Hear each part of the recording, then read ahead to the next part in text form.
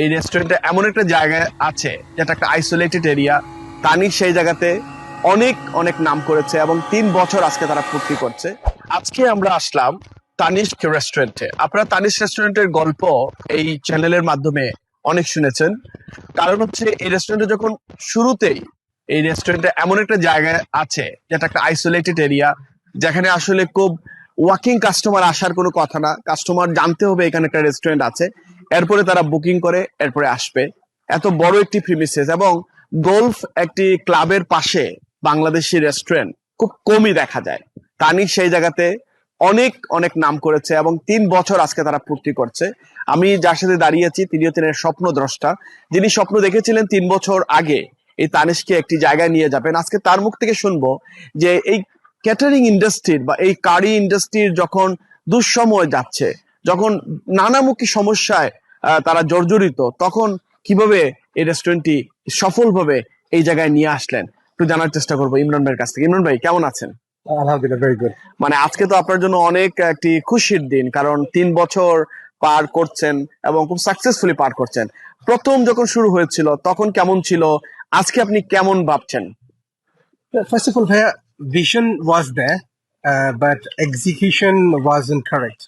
তো এই জায়গাটাতে বলবো যে লোকেশনটা খুবই সুন্দর। সামনে একটা পন্ড, সারাউন্ডিং এ golf course, everything is very nice.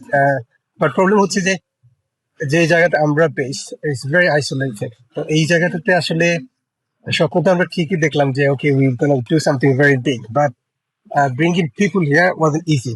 It was difficult, but alhamdulillah over the time আমরা এটা ওভারকাম করছি and we're good today.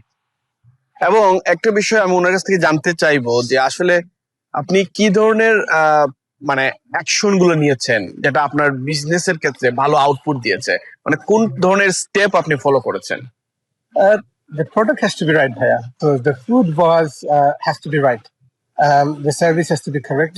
So দুইটা যে আপনার synchronize করাটা important. এটা হচ্ছে আপনার internal factor. Externally is what is important to আমাদের এখানে ভিজিবিলিটিটা বাড়ানো। তো এটা ছিল আমাদের জন্য একটা চ্যালেঞ্জের জায়গা। তো আমরা ওভার দ্য টাইম যেটা করলাম যে অনেক টেকনিক্যাল জিনিসটা কাজ করে স্টার্ট করলাম মার্কেটিং এর ক্ষেত্রে। সো আমরা আমরা হেল্প নিলাম ফায়ারওয়ালা মিডিয়া থেকে।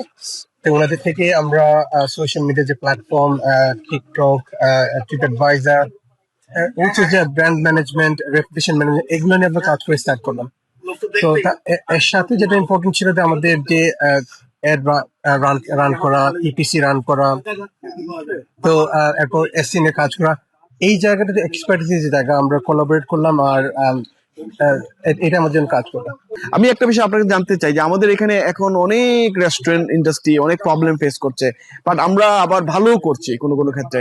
অনেকে আবার অ্যাওয়ার্ডও নিচ্ছে বা অ্যাওয়ার্ড গুলো নিয়ে আবার অনেকে ভালো করছে, আবার অনেকে ভালো করছে না।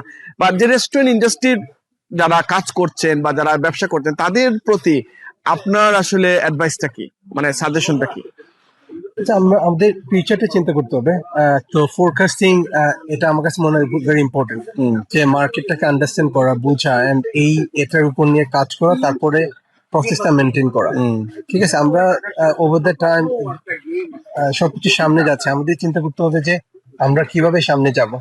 ঠিক আছে, তো যেটা আমি মনে করি যে এখানে অনেক অপরচুনিটি আছে। অফকোর্স ইন্ডাস্ট্রির এখনকার অবস্থা আসলে ভালো না, because of lot of external factors. তো আমরা ইনশাল্লাহ এটা ওভারকাম করবো সবাই একসাথে মিলে। বাট সবাই যদি আমরা অ্যাটলিস্ট প্রজেকশন করতে পারি অ্যান্ড প্রজেকশন এক্সিকিউশনের জন্য কাজ করতে পারি, আমরা এটা ওভারকাম করতে পারবো। থ্যাংক ইউ ইমরান ভাই, thank you so much and happy 3rd anniversary. Running a restaurant? Your food deserves the spotlight. Currywalla Media. Let's make your food famous.